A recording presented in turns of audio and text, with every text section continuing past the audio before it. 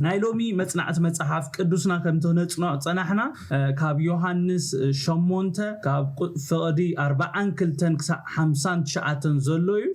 كاب قطري 40 كلتن 40 شعاتن زلو حسب بمنباب كجمري مالتي يسوع كريستوس بيتاي يسوع بلوم انا كاب املاخي زوصاخون زمصاخونمو نسو دالي يخون ينبر بعلي اي مصاخون سلازي ابوهم املاخ انت زخون سي ناي مفقركم نيركم سلمنتا ياهم زرباي زي تستوعلو عليك تسمعوا سلازي يكون لكم نسخاتكم كابتي ابوهم ديابيلوس يهم اتا تمنيت ابوهم كتغبروا تدليو اللهم نسو من دابيلوس كم مجمر تقال نفسي حقي ابو سلازي البون اب حقي ايصنعن حاسوت كزارب كله كابروسي ززارب حساوي مو نحاسوتون ابو اي ناي غنا حق سلاز نغركم ايتامنونن كباحاتكم بحاطيات زرت انخمنالو حق ززارب كابكونكو سلمنتاي دا ازي تامنوني ات كاب املاح زخونن قال املاح يسمعوا نسخاتكم غنا كاب املاح ايكونكم مو سلازيهم زي تسمعوني يلوم اذا خفلزي كابتي ناي زحلف سمون مصنعتنا زقصل خفلي اب زحلف سمون كم زرينايو ولا كو يسوس نتحقنيا ماننتو بستفلالي منجد خريقو من تفتنا اتوم سمعاتو غنا فصيموم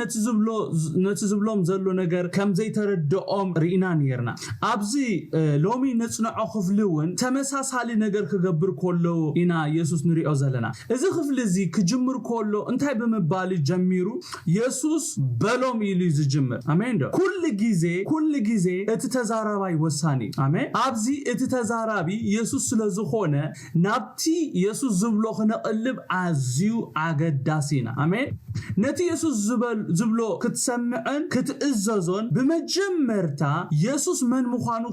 كتفلطن كتردان علوكا انت زي كوينو كمزوم فريساويانينا نخو حقيده قدوسا يسوس منيو اندحر زي فليطنا كنسمعو ينخلنا منينا مون سمعو ني يسوس كنسمعون نتي ززاربو زلو خنقبلون بت سمعنا قال كنبرن مجمريا ني يسوس كريستوس من مخانو كنفلطو كنكلالنا انت زي كوينو كمزوم فريساويانينا نخو ايهود سلمنتاي نتي يسوس زبلو كقبلوا اي كالون اندحر إلنا يسوس من مخانو سلازي فلطون نماننتو سلازي تقبلوا وي لومي انا نسخاتكمن انت خوينا نزي يسوس ايه زبلو خنقبلو ناي جدن يسوس من مخانو خنفلطن نماننتو خنقبلون يغبانا انت زي كوينو لك خمزو مايهود ناي يسوس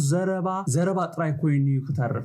يسوس نزوم ماننتو زي تردقوم سبات انتاي لوم انا كاب املاخ يزوصاخون زمصاخون مو نسو دالي يخوني ينبر بعلي ايمصاخون سلازي ابوهم املاخ تزخون سي نا عينتاي مغبركم نيركم مفقركم نيركم قدوسان صبوق غيركم دحر سميعكمني بطعمي اگداسي نطبታት حيسكم كتوصيهم امين يسوس انا كاب املاخ يزوصاخون زمصاخون كبل كولو انتاي مالتي يسوس نسو علي يخون نمبر بعلي اي مصاخون كابله اتي نابز مدر زمصالو تلخو انتاي يسوس انتاي يبلوم كم زلو خنفلطن يسوس من يزبل حتون مملاس نزن كلت حتوتات مملاس عزي اگداس خوين يسمعني امين يسوس انا كاب املاح يزوصاخون زمصاخون كابله منسينا امصاصو خنمرمر اللونا مالتي امين يسوس نابزا مدري بسغا كاب دنگل ماريام قدم مولادو بزعبو زتنغرو قصر زي بلوم تنبيتات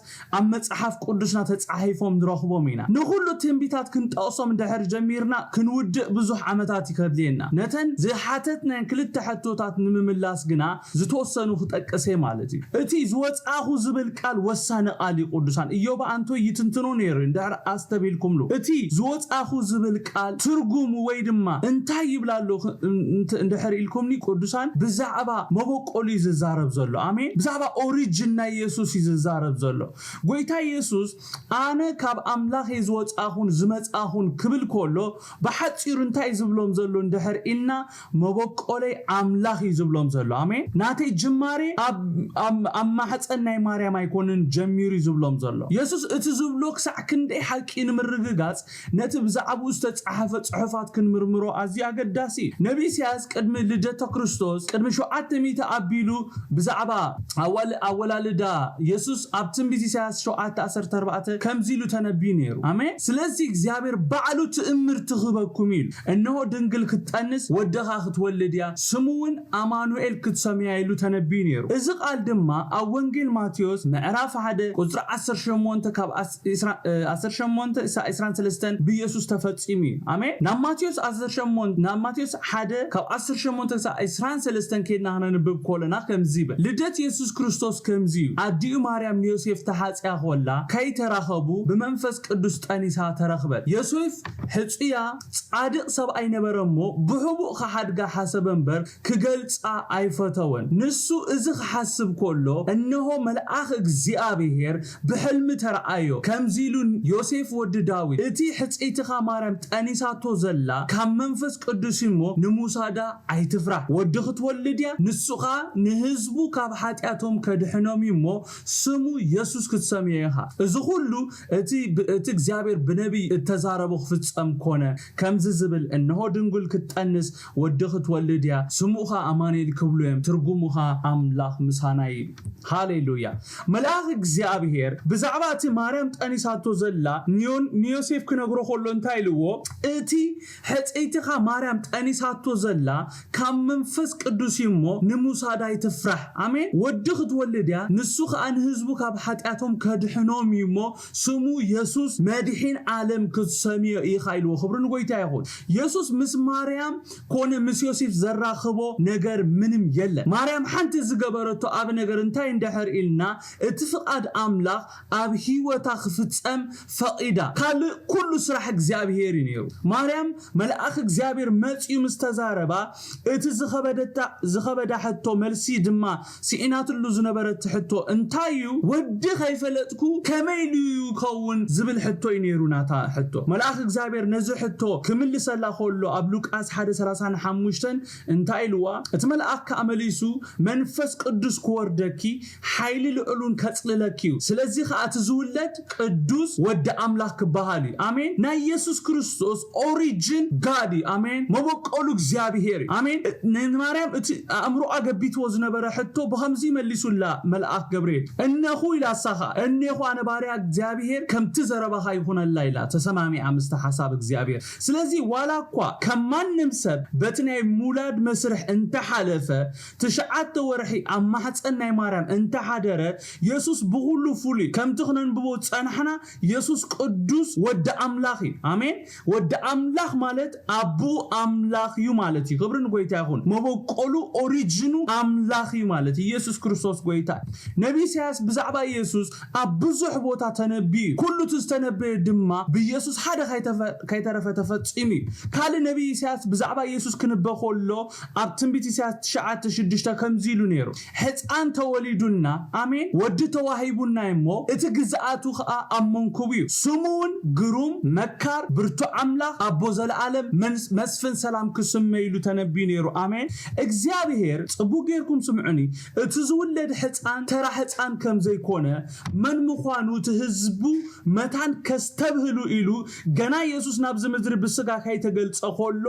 መን ምዃኑ ክነግሮም ኮሎ አቀዲሙ ዝውለድ ሕፃን ገዛኢ ከም ዝኾነ ስሙን ግሩም መካር ብርቱ አምላኽ አቦ ዘለዓለም መስፍን ሰላም ከም ዝኾነ አቀዲሙ ብነቢዩ ተዛሪቡ ነይሩ እግዚአብሔር ሽሙ ይባረክ ዋላ ናብታ አቀዲምና ተንኪፍና የዛሐለፍና ክፍሊ ናብ ሉቃስ ከድና እቲ መልአክ እግዚአብሔር ብዛዕባ ኢየሱስ ተዛረቦ ሓደ በሓደ እንደሕሪኢናዮ ኢየሱስ መን ከም ዝኾነ አቦ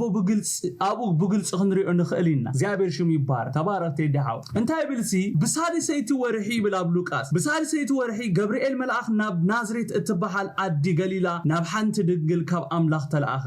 ንሳ ዮሴፍ ዝበሃል ሰብኣይ ካብ ቤት ዳዊት እተሓጽየትያ ስምታ ድንግል እቲኣኻ ማርያም እዩ እቲ መልአክ ናባ ኣትዩ ኣትምልእቲ ጸጋ እግዚአብሔር ምሳኺ ሞባሂበልኪ ካብ አንስቲ ብርኽቲ ይኽበላ ንሳ ድማ ራእየቶ በቲ ዘረብኡ ሰንበደት እዚ ከም ዝበለ ሰላምታስ እንታይ ኮን ይኸውን ኢላውን ሓሰበት እቲ መልአክ ከኣበላ ማርያም ኣብ ቅድሚ አምላኽ እንታይ ልዋ ጸጋ ረኺብኪ ሞ ኣይትፍርሒ እነሆ ክትጠንሲ ወድውን ክትወልዲ ስሙ ኸአ ኢየሱስ ክሰምዮ ይኺ ንሱ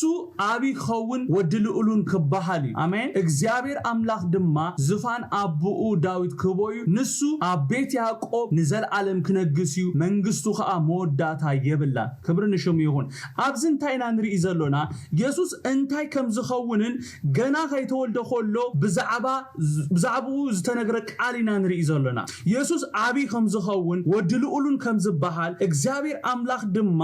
ዙፋን አብኡ ዳዊት ከም ዝቦ አቤት ያዕቆብ ድማ ንዘልዓለም ክነግስ ምዃኑ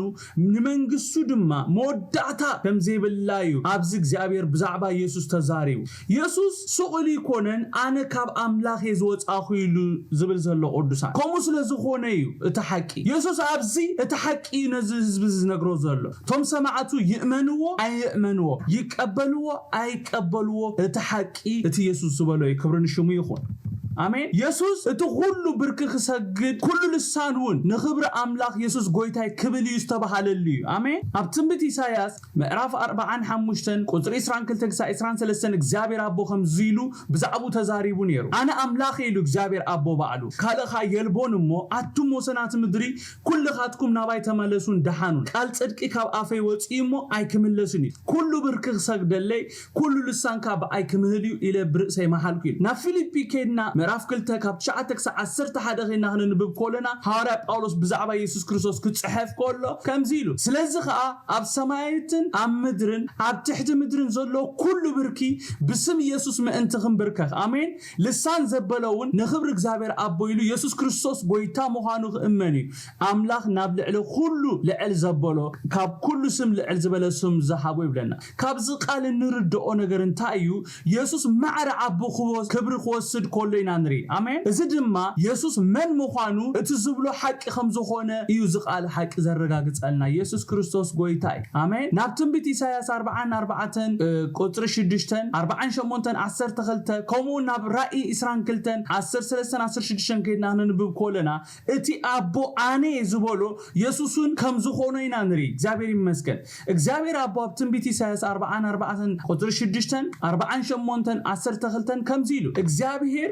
ንጉስ እስራኤል ተበጃዊኡን እግዚአብሔር ጎይታ ሰራዊት ከምዚ ይብል ቀዳማይን ዳህራይን አኔ ብጀካይ አምላኽ የልቦን አታ ያዕቆብ ንስኻውን ዝጸዋዕኹ እስራኤል ስምዓኒ ንሱ አኔ ቀዳማይ አኔ ዳህራይውን አኔ ብምባል ብዛዕባ ማንነቱ ክዛረብ ኮሎ ንሪ ኢየሱስ ውን በተመሳሳሊ ኣብ ራእይ 22-13 እንታይሉ አልፋን ኦሜጋን ቀዳማይን ዳህራይን መጀመርታን መወዳእታን እየሉ ተዛሪቡ እግዚአብሔር ይመስገን አሜን ዶ ናብ ዕብራውያን 1:3 ኸይና ነቲ ብዛዕባ ኢየሱስ ተጻሕፈ ክነንብብ ኮለና ከምዚ ይብል ንሱ ናይ ክብሩ ነጸብራቕን ቅርጽ ባህሪኡን ኮሎ ኩሉን በኃይል ቃሉ ጻዊሩ ኮሎስ ምንጻሕ ሃይጣትና ምስ ገበረ ኣብ ላዕሊ ኣብ የማን ግርማ ተቐመጠ ይብለና አሜን ናብ ቆሎሴ ከይዳና ንብብ ንኽእሊና ንሱ መልክዕቲ ዘይረይ አምላኽ በኽሩ ሁሉ ፍጥረቱ ይብሎ ነዚ ሁሉ ክብር ዝደረኸን እንታይ እዩ ቅዱሳኔ ኢየሱስ ስቕኢሉ ካብ መሬት ተላኢሉ አነ ካብ አቦይ ዝወጻኹን ዝመጻኹን ከም ዘይበለ በሐቅ ንሱ ካብ አቦ ወፂኡ ከም ዝመጸ ኸሪኤኩም ስለዝደለኹ ነዚ ሁሉ ጥቕሲ ክነግረኩም ዝፈተኹ ቅዱሳን ኢየሱስ እምበኣር ከምዚ ክንገልጾ ጸናሕና አማኑኤል አሜን አማኑኤል እግዚአብሔር ምሳና ማለት እዩ አማኑኤል አሜን እቲ ቅቡእ እዩ እቲ መሲሕ እዩ እቲ ዓለም ከድሕን ብእግዚአብሔር ዝተሓረየ እዩ እግዚአብሔር ሽሙ ይባረክ ኢየሱስ ሰብ ጥራይ ዘይኮነ አምላኹን እዩ እግዚአብሔር ሽሙ ብሩኽ ይኹን ሐዋርያ ጳውሎስ ንሰብ ፊልጵ ብዛዕባ እዚ ጎይታ ጎይቶት ንጉስ ነገስታት ክጽሕፈሎም ኮሎ ኣብ ፊልጵ 2:5-11 ከምዚ ኢልዎ እቲ ኣብ ክርስቶስ ኢየሱስ ዝነበረ ሓሳብ ኣባኻትኩም ይሓልኹም ምስ በለ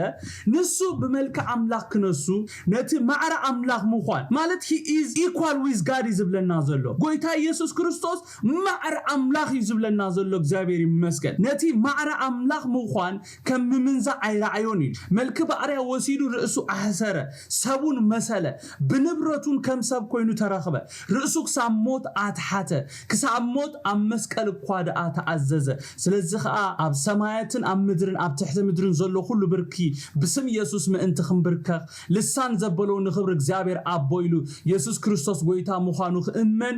እዩ አምላኽ ናብ ልዕሊ ሁሉ ልዕል ዘበሎ ካብ ኩሉ ስም ልዕል ዝበለ ስሙን ዝሓቦ ይብለና አሜን ሃሌሉያ ክብርን ሽሙ ይኹን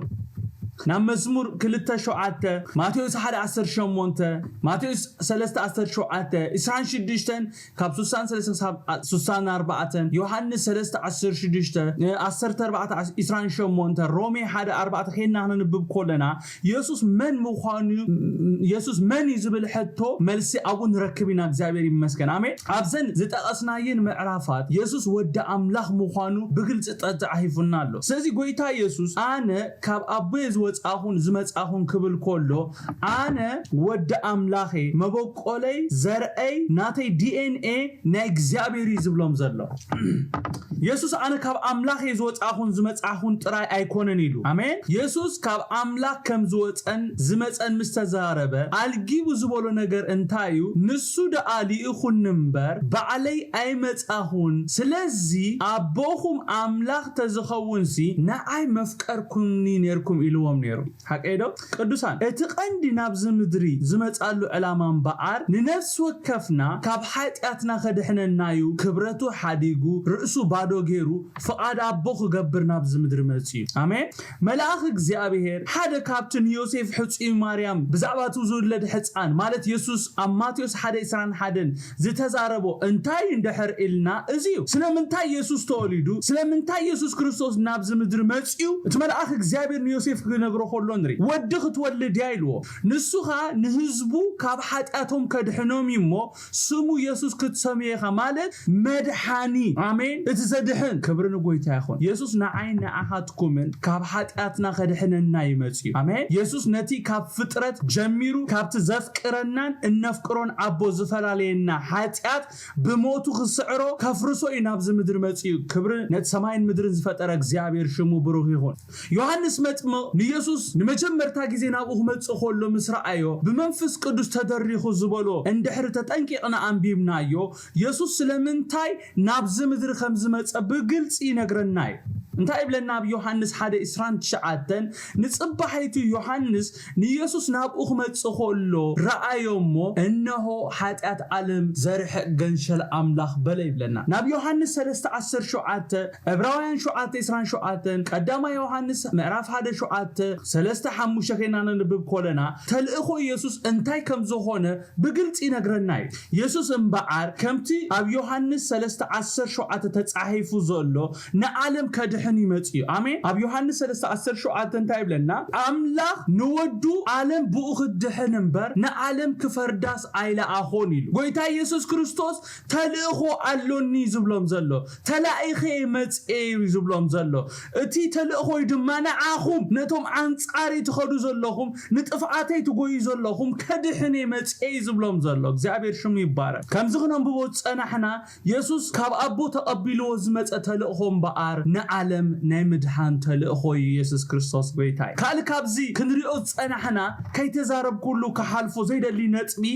አይና ይንድሕሪልኩምኒ እታ ኢየሱስ ከም መእሰሪ ዝተጠቀመላ ቃልያ አሜን ኢየሱስ በሎም አነ ካብ አምላክ ዝወጻኹን ዝመጻኹን እሞ ንሱ ደአሊ ይኹን ነበር በዓለይ አይመጻኹን ምስ በለ እንታይሉ ስለዚህ አቦኹ አምላክ እንተ ዝኸውን ሲ ንዓይ መፍቀርኩም ነርኩም ኢየሱስ ነዛ ቃል ክዛረብዩ ካበይ ከም ዝመጸ ተልእኹ እንታይ ከም ዝኾነ ነጊርዎ እንታይልዎ ስለዚህ አቦኹ አምላክ ተዝኸውን ማለት እቲ ፍቅር ዝኾነ አምላክ እቲ ፍቅር ዝኾነ አቦኹም ተዝኸውን ነርኩም ንስኻትኩም አባኹም ናይ እግዚአብሔር ባህር ምተንጸባረቀ ነሩ ንዓይ መፍቀርኩም ነርኩም ኢሎም እግዚአብሔር ይመስገን ጽቡቅ ገርኩም ስምዑኒ ኢየሱስ አብዝንታይ ዝብሎም ዘሎ እንድሕርኢልና እግዚአብሔር አብኡ ዝኾነ ሰብ ንዓይ የፍቅረኒ ዝብሎም ዘሎ አቦኹም አምላክ ተዝኸውን ሲዝብል ቃል እንታይ ዓይነት መልእኽቲ ዘመሓላልፍ እንድሕርኢልኩምኒ አቦኹም አምላክ አይኮነን ዝብል መልእኽቲ ዘመሓላልፍ ዘሎ ካብዚ ከምዚ የድሕነና ንእግዚአብሔር የምልኽ ኣለኹ ንእግዚአብሔር ይነብረሉ ኣለኹ አነ ንእግዚአብሔር ዝቀናዕኹ ሰበ እናበልካ ኣብ እግዚአብሔር ዘይፍሉጥ ክትከውን እዚ ዘዓበየ ኺሳራይ ፍሉጣት አይኮንኩምን ኣብ እግዚአብሔር ይዝብሎም ዘሎ አቦኹም አምላክ ተዝኸውን ሲ ማለት እግዚአብሔር አቦኹም አይኮነን ፊኒሽ እግዚአብሔር አቦኹም ተዝኸውን ነይሩ እዚ ኣባይ ዝረአይ ባህርያት ኣባኹም ምስተረአይ ነይሩ ይዝብሎም ዘሎ ንኢየሱስ ዝጸልእ ሁሉ ካብ ኣቦ ኣይኮነን ነቲ ኣቦ ዘፍቀሮ ነቲ ኣቦ ዝሓረዮ ነቲ ባዕሉ እግዚአብሔር ኣቦ ብድምጺ ብኡ ዝሰመርኩ ዘፍቅሮ ወደይ ንሱ ኢሉ ዝመስከረሉ ዘይምፍቃረት ዝዓበየ ገበን እዩ ስለዚህ ካ ኢየሱስ ከኣ ነዞም ንርእሶም ከም ኣገልገልቲ እግዚአብሔር ዘቋርጽሩ ኣይሁድ ብግልጺ ኣቦኹም ኣምላኽ ተዝኸውንሲ ንኣይ መፍቀርኩም ነርኩም ኢሉ ኣቦኦም ኣምላኽ ከም ዘይኮነ ነጊርዎም አመንግስተ አምላክ ጽቡቅ ገርኩም ቅዱሳን ስምዑኒ አመንግስተ አምላክ እታዛ አብየት ሙኻና ዝተነግረላ እታዛ አብየት መለክዒት ፍቅርያ ሃቀዶ ቅዱሳኔ ኢየሱስን ነቶም ናይ ሓድሽ ኪዳን አገልገልቲ ዝኾንና ከመለለይትና ክትከውን ዘሐረያ ፍቅርያ መጽሐፍ ቅዱስ አብ ቀዳማይ ቆሮንቶስ ምዕራፍ 13 ቁጥር 13 እንታይብል ሕጂግና እምነት ተስፋ ፍቅሪ ዘን ሰለስተ ዚአተን ይነብራ ካብ ዚአተን ንዘላለም ይነብራ መስበለስ ካብዚአተን ተዓቢግና ፍቅርያ ታዛ አብየት ፍቅርያ ጎይታ ኢየሱስ ንደቀ መዛሙርቱ ካብ ዝሓቦም ትእዛዝ ከምቲ ንሱ ዘፍቀሮም ንሳቶም ንሓድሕዶም ክፋቀሩ እንታይ ኢልዎም ኣብ ዮሓንስ 13 ካብ 34 ክሳብ 35 ንሓድሕድኩም ክትፋቀሩ ከምቲ ኣነ ዘፍቀርኩኩም ከምኡ ጌርኩም ከኣነ ሓድሕድኩም ክትፋቀሩ ሓዳሽ ትእዛዝ ይበኩም ኣለኹ ነንሓድሕድኩም ፍቅሪ ተላትኩም በዚ ደቀ መዛሙርተይ ምዃንኩም ኩሉ ክፈልጥ መለለይኹም ፍቅሪ ይኹን ሰብ ናተይ ምዃንኩም ዝፈልጥ ንኣምላኽ ምዃንኩም ዝፈልጥ ብፍቅርኹም እዩ ኢልዎም ኢየሱስ ክርስቶስ ንዓናውን እዚ ዝብለና ዘሎ ናይ ኢየሱስ ምዃንና መለለይ ክትከውን ዝተሓረየት መን ያንድሕር ኢልና ፍቅርያ ፍቅሪ ማንነት ናይ እግዚአብሔር ኣጸቢቅኩም ስምዑን ቅዱሳን እግዚአብሔር ፍቅሪ ስለዚ ቶም ናቱ ዝኾኑን ንማንነቱ ከንጸባርቁ ይዝደሊ ኢየሱስ ባህርያት ኣምላኽ ኣብቶም ኣይሁድ ፈጺሙ ስለዘይረአየ እምበኣር ኣቦኹም እቲ ፍቅሪ ዝኾነ ኣምላኽ ተዝኸውንሲ ንኣይ መፍቀርኩም ነርኩም ኢልዎም ፍቅሪ ቅዱሳን ናይ ደቂ ኣምላኽ መለለይትያ ኣሜን ዶ ኣለኹም ዶ ኢየሱስ ኣብ ዮሓንስ 14 ቁጽር 15 ምዕራፍ 15 ካብ 9-14 ንደቀ መዛሙርቱ ከምዚ ኢልዎም ነይሩ እተፍቅሩን እንተኾንኩም ትእዛዘይ ሓልው ኢልዎም ኣብ ዮሓንስ 14:15 እንደገና ድማ ኣብ ዮሓንስ 15 ካብ 9-14 ከምዚ ኢልዎም ከምቲ ኣቦ ኣፍቂሩን ዘሎ ጽቡቅ ጌርኩም ስምዑ ቅዱሳን ከምቲ ኣቦ ኣፍቂሩን ዘሎ ኣነውን ከሙ ኣፍቂረኩም ኣለኹ ኣብ ፍቅሪ ጽንዑ ከምቲ ኣነ ትእዛዝ ኣቦይ ዝሓለኹ ኣብ ፍቅሩን ጸኒዐ ዘለኹ ከምኡ ንስኻትኩምን ትእዛዛተይ እንተሓለኹም ኣብ ፍቅሪ ክትጸኒዑኹም ትእዛዛተይ እንተሓለኹም ኣብ ፍቅሪ ክትጸኒዑኹም ሓጎሰይ ኣባኻትኩም ምእንቲ ክጸንዕ ሓጎስኩምን ክፍጸምሲ እዚ ነገርኩኹም ከምቲ ኣነ ዘፍቀርኩኹም ነንሓድሕድኩም ክትፋቀሩ ትእዛዘይ እዝዩ ሰብ ንህይወቱ ኣብ ክንዲ ዕርኹ በጃ ከሕልፍ ካብዚ ዝዓቢ ፍቅሪ የልቦን ንስኻትኩም እዚ ዝኣዘዝኩኹም ዘበለ ኩሉ እንተገበርኩም ኣዕሩኸይኹም ይብሎ ስምዑኒ ጽቡቅ ጌርኩም እቲ ዘፍቅር ይእዘዝ እዩ እቲ ዝእዘዝ የፍቅር እዩ ኣሜን ኣብ ፍቅሪ ኣምላኽ ምጽናዕና ዝፍለጥ የፍቅረካ ክንብሎ ኮለና ዘይኮነስ ትእዛዛቱ ክንህሉ ኮለና ጥራይ እዩ አንተ ወይ ተዲሓዊ ጽቡቅ ጌር ተዛሪቢ ብዛዕባ እዚ ሰሚዕኹም ኣለኹም ጎይታ የፍቅረካ ስለዝበልካዮ ተፍቅሮ ማለት ኣይኮነን የፍቅረካ ስለዝበልኮ የፍቅሮ ማለት ኣይኮነን ኣብ ፍቅሪ ኣምላኽ ምጽናዕና ዝፍለጥ የፍቅረካ ክንብሎ ኮለና ዘይኮነስ ትእዛዛቱ ክንህሉ ኮለና ጥራይ ተፍቅሩን እንተኾንኩም ትእዛዛተይ ሓልው ኢሉ ዘፍቅር ይእዘዝ እዩ እቲ ዝእዘዝ ድማ ፍቅሩ ብምእዛዙ ይገልጽ እግዚአብሔር ሽሙ ይባረክ ብዙሓት ኢና ንጎይታ ኣዚና ከም ነፍቅሮ ንነግሮ ፍቅሪ ብኣፍካ እተውስኦ ኣይኮነን ፍቅሪ ህይወት እዩ ፍቅሪ እንገብሮ ነገር ይምበር እንዛረቦ ነገር ኣይኮነን ስለዚ በአፍና ነፍቅረካይና ክንብሎ ኮለና ምፍቃርና ድማ ብተግባር ክግለጽ ክኽእል ኣለዎ እንተ ዘይኮይኑ እትናትና ፍቅሪ ኣፋዊ ፍቅሪ ጥራይ ኮይኑ ዝተርም which is ኣብ ዘመን ዘለና ክርስቲያናት ኮሙ ጥራይና መብዛሕቲ ይሰብ ኮሙ ጎይታ ኢየሱስ ኣብ ዝኽፍል እዚ ቀሊል ዘረባ ኣይኮነን ነዞም ኣይሁድ ተዛሪቦ ሎሙ ጎይታ በዚ ቃል ገይሩ ድማ ንነፍስ ወከፍና ይዛረበና ኣሎ እቲ እግዚአብሔር ኣቦኡ ዝኾነ ሰብ የፍቅር ፒሪድ እግዚአብሔር ኣቦና እንደሕር ኮይኑ ንሕና ናይ ፍቅሪ ሰባት ክንከውን ኢና ተጸውዕና እግዚአብሔር ይመስገን ምክንያቱም እግዚአብሔር ፍቅሪ ስለዝኾነ ባህርያት ናይ እግዚአብሔር ኣብ ህይወትና ክንጸባረቕ ዘለዎ ኣብ ቀዳማይ ዮሐንስ ምዕራፍ 4 ካብ شمون تكس 16 كنا نبب كلنا كمزي بل إيوبا እግዚአብሔር ይባርካ መንፈስ አምላክ ነፍስ ወከፍና አብዝ ሰሙን ዝማሃርና ነዚ ኢዮባን አንቶይ ጣቂሱ ወይ ነዚ ቀሲሉ ምሂሩና ምዕራፍ 3 ጣቂሱ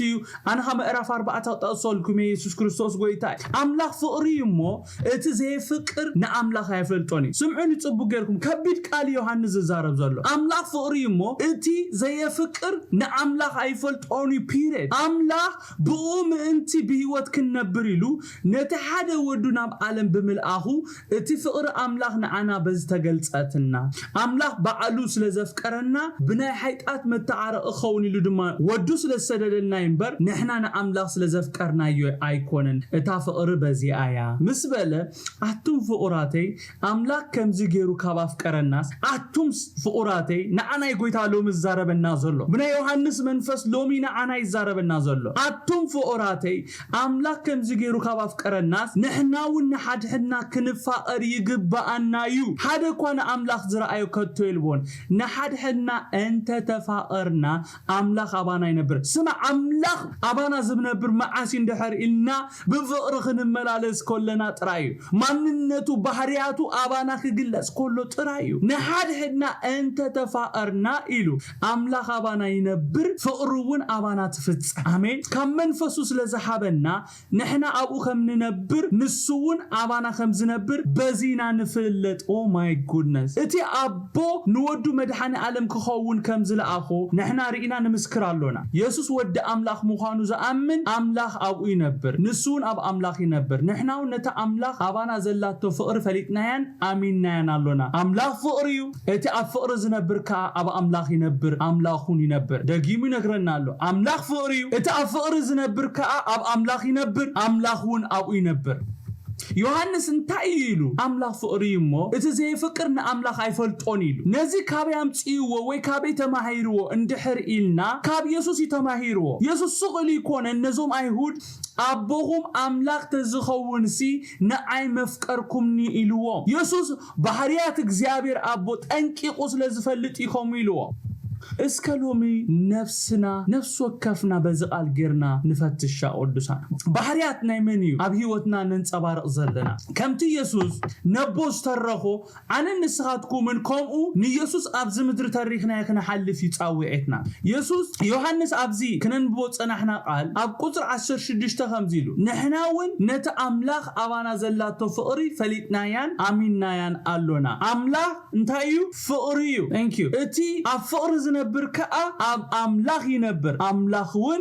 أبو ينبر شيك أبينا نبر زلنا أملاخ مساخة كم زنبر تفلت أفقر تنبر دار الله خاطراي أفقر أملاخ تلا خاطراي إجزابير مساخة زنبر أفقر منبار أب أملاخ منباري أملاخنا منبريو أفقر يزبلنا زلو إجزابير مسكن لو من نفسه كفنا منبرينا أب تأملاخ منبريو زغبرو يخون آمين دو لزي أنا تماهير لهم معالتي كاب قدر 40 كلتن تاي تماهير كان دهريلكمني نزي ن30 كلتن كنغركم صنحكو يتماهير يسوع كريستوس غويتاي خبر بان 40 شعاتن يسوس انتايلو سلامنتايهم زرباي زي تستوعلو عليك كتسمعوا سلازي يكون لكم يو نسخاتكم كابت ابوهم ديابيلوس يخم اتتمنيت ابوهم كتغبرو تدلي اللهم نسو كمجمرتان تايلو قتان نفسي حقي ابو سلازي البون اب حقي ايصنن حاسوت كزارب كله كابرسي ززارب حساويمو نحاسوتون ابو ايو نايغنا حق سلاز نغركم ايتامنون كبخاتكم بحاطيا زرت ان منالو حقي ززارب كابكونكو سلامن تايد ازي تامنوني سلامنتاي إخوم زرباي زي تستوعلو عليك تسمعو سلازي يكون لكم نسخاتكم كابتي أبوهم ديابيلوس يخوم اتي تمنيت أبوهم كتقبرو تدلي اللهم نسو كم مجمر تاقتال نفسي حكي أو سلازي البوون أب حكي أيت أنان حاسوت كزارب كله كابرسي ززارب حساوي مو نحاسوتون أبو أيو نعيقنا حق سلاز نقركم أي تأمنون كاباهاتكم بحيث أزرت عنخ منالو حق ززارب ካብ ኮንኩኸ ስለምንታይ ደኣ ዘይተኣምኑኒ እቲ ካብ ኣምላኽ ዝኾነ ንቓል ኣምላኽ ይሰምዕ ንስኻትኩም ግና ካብ ኣምላኽ ኣይኮንኩምን እሞ ስለዚ ኢኹም ዘይትሰምዑ ኢሉ ማይ ጉድነስ ኢየሱስ ነዞም ማንነቱ ዘይፈለጡ መን ይዛረቦም ከም ዘሎ ዘይላለዩ ኣይሁድ ማንነቱ ድሕሪ ምንጋር ወሲኹ እንታይ ኢልዎም ስለምንታይ ኢኹም ዘረባይ ዘይተስተውዕሉ ኢሉ ብምሕታት ነቲ ዝሓተቶ ሕቶ ባዕሊ ከምዚ ኢሉ ክምልሰሎ ከሎ ንርኢ ስለምንታይ ከም ዘይትሰምዑ ክነግረኩም ዘረባይ ዘይተስተውዕሉ ወይ ክተስተውዕልዎ ዘይኮነልኩም ቃለይ ክትሰምዕዎ ስለዘይኮነልኩም ይክብሎም ከሎ ንርኢ ኢየሱስ ኣብዚ እንታይ ዝብሎም ዘሎ ቃለይ እንተትሰምዑ ነርኩም ናብ ምስትውዓል መጻኹም ነርኩም ይዝብሎ ዘሎ አሜን ቃለይ ክትሰምዑ ስለዘይደለኹም ክትቀበልዎ ስለዘይደለኹም ግን ናብ ምስትውዓል ናብቲ ክትመጹ ኣይከኣልኩምን ይብል ኣብ መዝሙር 119 ክንንብብ ኮልና እንታይ ይብልሲ ምኽፋት ቃልካ የብርህ ንገረሕታት ድማ ኣእምሮ ይህብ ይብል አሜን ቃሉ ክኽፈተልካ እንድሕር ደሊኻ ናብቲ ዋና ቃል ክትቀርብ ቀሪብካ ድማ ክትሓቶለካ አሜን ቃል ኣምላኽ ስለዘንበብካዮ ይግለጸልካ ማለት ኣይኮነን መንፈስ ቅዱስ ይዘብረሃልካ መጀመርያ መንፈስ ቅዱስ ናብ ህይወትካ ክመጽእ ኣለዎ ነቲ ኣቀዲሙ ዝተቀበለና ጎይታ ክንቅበሎ ኣለና እቲ ቃል ዝእዝዘና ድማ ክንገብር ኣለና እዞም ሰባት ምስትውዓሎም ዝተደፍነ ስለምንታይ እንድሕር ኢልና ናይ ኢየሱስ ቃል ብዘይ ምስምዖም ወይ ንቃሉ ብዘይ መቕባሎም ቃሉ ዘይ መቕባል ነቲ ኣብ ቃሉ ዘሎ መንፈስ በረኸት ምንጻግ ሎም እግዚአብሔር በዚ ቃል ገይሩ ምስትውዓልና ይክፈተልና አሜን ኢየሱስ ነዞም አይሁድ ተራሰብ ስለዝኾነ ጽቡቅ ጌርኩም ስምዑኒ ስለምንታይም ዘይቅበሉ እንድሕልኩም ኢየሱስ ነዞም ሰባት እዚኦም ተራሰብ እቲ ካብ አፉ ዝወጽእ ቃል ንዓቶም ተራይ ንዓይ ንዓኻትኩምን ግን ከምኡ ኸውን የብሉን ነዞም ሎም ነንብቦ ዘለና ነዚ ቃል ግን እዚ ካብ ኢየሱስ ክርስቶስ ካብ አፍ ኢየሱስ ክርስቶስ ዝወጽእ ቃል ተራኽ ኸውን የብሉን ናይ ነገስታት ንጉስ ይዛረብ ከም ዘሎ ንሕና ንፈልጥ ኢና እቲ ሰማይን ምድርን ብቃሉ ዘጽንዐ ኣምላኽ ይዛረበና ከም ዘሎ ኢና ክንፈልጥ ዘለና ኢየሱስ ክርስቶስ ጎይታይ ከምኦም ኮይና ክንሰምዖ የብልና ከምኦም ኮይና ክንንብቦ የብልና ኢየሱስ ክርስቶስ ጎይታይ ኢየሱስ ክርስቶስ ሓደ ግዜ ኣብ ማቴዎስ 5:20 ከምዚ ኢሉ ጽድቅኹም ጽቡቅ ጌርኩም ስምዑኒ ጽድቅኹም ካብ ጽድቂ ጸሓፍትን ፈሪሳውያንን ኣዝዩ እንተዘይበዝሐ ናብ መንግስተ ሰማያት ከቶ ኣይተኣቱን ኢኹም ኢለ ነግረኩም ኣለኹ ኢሉ ንመን እዩ ቃል ዝተዛሪቦ ቅዱሳን ንፈሪሳውያን ኣይኮነን ተዛሪቦ ንፈሪሳውያን ንጸሓፍትን ከም ኣብነት ተጠቂሙ ክዛረብ ኮሎ ንፈሪሳውያን ኣይኮነን ተዛሪቦ ነቶም ናቱ ይነዝ ቃል ዝተዛሪቦ እንታይ ኢሉ ጽድቅኹም ንዓይና ኣኻትኩም ቴንክ ዩ ቴድ ጽድቅኹም ካብ ጽድቂ ጸሓፍትን ፈሪሳውያን ኣዝዩ እንተዘይበዝሐ ናብ መንግስተ ሰማያት ከቶ ኣይተኣቱን ኢኹም ኢለ እነግረኩም ኣለኹ መን ይዝብል ዘሎ ኢየሱስ ክርስቶስ ይዛረብ ዘሎ ንሕና መጽሓፍ ቅዱስ ተጠሪዙ ተዋሂቡና ኣሎ እዚ ቃል ኣብ ኢድና ዘሎ እግዚአብሔር ፍጹማን ክንከውን ይጽበየና አሜን ዶ መጽሐፍ ቅዱስ ኣብ ሸልፍኩም ዘሎ መጽሐፍ ቅዱስ ኣብ ትራአስኩም ዘሎ መጽሐፍ ቅዱስ ኣብ ኮሞዲኖኻ ዘሎ ፍጹም በፍጹምና ክትመላለስ ናብ ፍጹምና ክትበጽሕ ኢየሱስ ክርስቶስ ይጽበየካ ከምዚ ቀሚሻደ ሓንኪልን እናበልካ ክትነብር ከምኡ ናብራኻ ክትውድ ኢየሱስ ክርስቶስ ፍቃዱ ኣይኮነን ናብ ምልአት ክትበጽሕ ኢየሱስ ይጽበየካ ናብ ምልአት ክትበጽሒ ናብ ምልአት ክበጽሕ ኢየሱስ ክርስቶስ ይጽበየኒ መጽሐፍ ቅዱስካ ተተርኢስካ ክድቅስ ኣይኮነን ጎይታ ኢየሱስ ክርስቶስ ኣብ ኢድካ ከም ዝበጽሕ ገይርዎ ንሕና ውድቀት ናይ ካልኦት ክንደግም ዘይኮነ ዝቃል ተዋሂቡና ዘሎ ካብ ውድቀቶም ተማሂርና ናብ ፍጽምና ክንበጽሕ ስለዚ ሎሚ ጎይታ በዚ ቃል ገይሩ ዘረበና ዘሎ በዚ ቃል ገይሩ ዘረበና ዘሎ እንታይ እንድሕር ኢልና ነቲ ምስትውዓል ዝበና ቃል ኣኽቢርኩም ሓዝዎ ድምጸይ ስምዑ ቃለይ ስምዑ ይዝብለና ዘሎ ጎይታ ኢየሱስ ነዞም ቃሉ ክሰምዑ ዘይኮነሎም ኣይሁድ እንታይ ኢልዎም ንስኻትኩም ካብቲ ኣቦኹም ዲያብሎስ ኢኹም እታ ትምኒት ኣቦኹም ክትገብሩ ትደልይለኹም ንሱ ካብ መጀመርታ ቀታል ነፍሲ ሓቂ ኣብኡ ስለዘይልበውን ኣብ ሓቂ ኣይጸንዐን ሓሶት ክዛረብ ከሎ ካብ ርእሱ ዝዛረብ ሓሳዊ እሞ ንሓሶቱን ኣቦ አይሉ ክብርን ሽሙ ይኹን አሜን ጎይታ ኢየሱስ ሱቁል ይኮነን ደጋጊሙ ንስኻትኩም ካብቲ ኣቦኹም ዲያብሎስ ኢኹም ኢልዎም ቅዱሳኔ ደጋጊሙ ኮይ ዝነግሮም ዘሎ አዕራብሲ እንታይ ይብልዎም ክልተ ሰባት ርእስኻ የለን ተይሎም ኻስ ሓሰስ በላ ይብሉ ጎይታ ኢየሱስ ክርስቶስ ደጋጊሙ ይነግሮም ኣሎ ደጋጊሙ ክነገረካ ከሎ እስከ ደው ኢለ ክሪኦ ታይ ዝብል ዘሎ ክትብል ኣሎካ ጎይታ ኢየሱስ ካብቲ ኣብ ህይወቶም ዘንጸባርቆ ባህሪያት ብምብጋስዩ ንስኻት ንስኻትኩም ካብቲ ኣቦኹም ዲያብሎስ ኢኹም ኢልዎም ኢየሱስ እቲ ናይ ውሽጢ ሓቐንኦም ጠንቂቑ ስለ ዝፈልጥ እንታይ ኢልዎም ንስኻትኩም ካብቲ ኣቦኹም ዲያብሎስ ኢኹም እታ ትምኒት ኣቦኹም ድማ ክትገብሩ ትደልይለኹም ኢልዎም ኣይገርመኩም ኢየሱስ ብዛዕባ ማንነት እቲ ኣብ ውሽጦም ኮይኑ ዝዓይ ዘሎን ባህርያቱን ክዛረብ ከሎ እንታይ ዝገብር ዘሎ እንድሕር ኢልና እቲ ኣባኹም ዝረአ ባህርያት ናይ ዲያብሎስ ዝብሎም ዘሎ ኣብዚ በሓፂሩ ጎይታ ኢየሱስ እንታይ ዝብሎም ዘሎ ኣባኹም ተንጸባሪቑ ዝረአ ዘሎ ናይ እግዚአብሔር ባህር ዘይኮነስ ናይቲ ኣቦኹም ኣይገርመኩም ብዛዕባ ኣቦ እንድሕር ክንዛረብ ከለና ኣቦ ምንጭ ማለት እዩ ኣቦ ማለት ምንጭ ማለት እዩ ሶርስ ማለት እዩ እቲ ኣባኹም ዝረአ እቲ ምንጩ እቲ ሶርስ እቲ ኣባኹም ተገሊጹ ዘሎ ነገር እቲ ኣባኹም ዝረአ ዘሎ ምንጩ ካብ እግዚአብሔር ኣይኮነን ካብይ ዝፈለቀ ኢልዎም ካብ ዲያብሎስ ኢልዎም እግዚአብሔር ሽሙ ብሩኽ ይኹን ኢየሱስ ኣብዚ ናይ መን ምዃኖም በቲ ኣባኹም ዝረአ ባህርያት በቀሊሉ ይረአ ይዝብሎም ዘሎ ኣይኮነን ብፍሪኦም ከተላልይዎም ይኹም ኮይ ተባሂልና ዘለና ብፍሪኦም እኮ ያላልይዎም በቲ ኣብኦም ዝረአ ኣውትካም ጎይታ ኢየሱስ ክርስቶስ ነዚ ነገር ዝተዛሪቦ ቅዱሳን ኣነ ንስኻትኩምን ብእንዛረቦ ዘይኮነስ በቲ ኣባና ዝረአዩ ባህርያቲና ናይ መን ምዃንና ንፍለጥ እሞ ሎሚ ንእግረ መንገድና በዚ ቃል ጌርና እንዳፈተሽና ክንከይድ ኣዝዩ ሰናዩ ኣሜን ዶ ብንዛረቦ ይኮነን ባህርያትና ይገልጸናይ ማንነትና ኣክሽንና ኩሉ ነገር ናይ መን ምዃንና ይዛረብ ዋላ ብስብከትካ ናይ መን ምዃንካ ትፍለጥ ኢኻ ዋላ ብኩሉ ነገር ብኩሉ በዘራርባኻ ይኹን በክሽንካ ይኹን ብኩሉ እቲ ካብኣኻ ዝወጽእ ብሙሉ ምንጩ ይፍለጥ ኢየሱስ ኣብ ቁጽር 45 እንታይ ኢልዎም ንዓይ ግና ኢልዎም ሓቂ ስለዚ ነገርኩኹም ኣይተኣምኑን ኢኹም ኢየሱስ ኣብዚ እንታይ ይብል ኣሎ እንድሕር ኢልና እቲ ሓቂ እዚ ዝነግረኩም እዩሞ ተቐበሉ ዝብሎም ዘሎ እንተኾነ ከምቲ ኢየሱስ ዝበሎ ነቲ ሓቂ ዝነግሮም ዘሎ ከኣምንዎ ይከኣሉን ኢየሱስ ኣብ ቁጥር 46-47 ከምዚ ኢሉ ካባሃትኩም በኃጢአት ዝረትዓን መን ኣሎ ሓቂ ዝዛረብ ካብ ኮንኩኻ ስለምንታይ ዳ ዘይተኣምኑኒ እቲ ካብ ኣምላኽ ዝኾነ ንቓል ኣምላኽ ይሰምዕ እንታይ ማለት ከም ዝኾነ ትፈልጡ ዲኹም እቲ ካብ ኣምላኽ ዝኾነ ንቓል ኣምላኽ ይሰምዕ ማለት ንቓሉ ይእዘዝ ማለት እዩ እወ ሓቂኻ ኢኻ ጎይታ ይብል ማንኛውም ዓይነት መልእኽቲ ክመጻሉ ከሎ ማለት እዩ ንስኻትኩም ግና ካብ ኣምላኽ ኣይኮንኩምን እሞ ስለዚ ኢኹም ዘይትሰምዑ ኢልዎም ኢየሱስ ኣብዚ እንታይ ዝብለና ዘሎ እቲ ንቓል ኣምላኽ ዝሰምዕ ንሱ ካብ ኣምላኽ ይዝብለና ዘሎ ኢየሱስ ነዞም ንቓሉ ዘይሰምዑ ስለምንታይ ንቓሉ ዘይሰምዑን ከም ዘይኣምኑን ክዛረብ ከሎ እንታይ ኢሉ እቲ ካብ ኣምላኽ ዝኾነ ንቓል ኣምላኽ ይሰምዕ ዝሰምዕ ማለት ይገብሮ ማለት እዩ ንስኻትኩም ካብ ኣምላኽ ኣይኮንኩምን ስለዚኹም ዘይትሰምዑ ማለት ነቲ ዝበልኩኹም ዘይትገብሩ በቲ ሰማዕኹሞ ድምፂ ዘይትመላለሱ ይዝብሎም ዘሎ ስለዚ ካብ ኣምላኽ እንድሕር ኮይና ንቓል ኣምላኽ ንሰምዕና ማለት እዩ ማለት ንቓሉ ንእዘዝና ማለት እዩ በሓፂሩ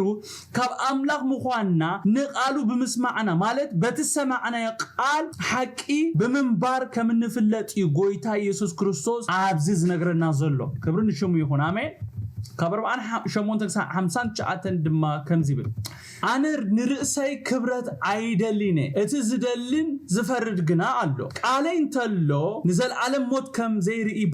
ብሓቂ ብለኩም ኣለኹ ኢሉ መለሰሎ ኣይሁድ ድማ ጋኔን ከም ዘሎ ካሕጂ ፈለጥና አብርሃም እኳ ሞይቱ ነቢያት እውን ንስኻ ግን ቃለይ ዝሕሉ ንዘለዓለም ሞት ኣይጥዕምን ትብል ኣለኻ ካብቲ ዝሞተ ኣቦና አብርሃም ዶ ንስኻ ተዓቢ ነቢያት እውን ሞይቶም ንርእስኻስ መን ትገብር ኣለኻ በልዎ ኢየሱስ ከ ኣነ ንርእሰይ እንታኽበርኩ ክብረት ይፍረይብሉን ዘኽብረንስ እቲ ንስኻትኩም ኣምላኽና እትብሎ ኣቦይ ንስኻትኩም ኣይትፈልጥዎን ኢኹም ኣነ ግና ፈልጠ ኣይፈልጦን ተዝብል ከኣ ከማሃትኩም ሓሳቡ ምኾንኩ ነይረ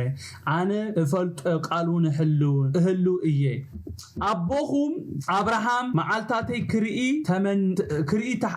ኣቦኹም አብርሃም መዓልታተይ ክርኢ ተሓጎሰ ረኣየሞ ባህበሎ ኢሉ መለሰሎም አይሁድ ከኣ ገና 50 ዓመት እኳ ዘይገበርካስ ንአብርሃም ዶ ርኢኻ ኢኻ በሎ ኢየሱስ ከኣ ኣነ አብርሃም ከይተወልደ ከም ዘለኹ በሓቂ እብለኩም ኣለኹ በሎም ስለዚ ክድርቢሉ እምኒ አልአሉ ኢየሱስ ግና ተሓብአ ካብ ቤት መቅደስ ብማእኸሎም ሓለፈ ወጾም ይብለና ካብዚ ክፍሊ ዝተማሃርኩዎ ኣብ ትምህርቲ እንታይ እንድሕር ኢልኩምኒ ሰባት ይቀበልዎ ኣይቀበልዎ زبلوه تقبلنت نركب أي نركب توتيتو بزي قدس نتحق خنقروم كم زلو ناي كاب ناي يسوس هيو تماهيرة أنتوي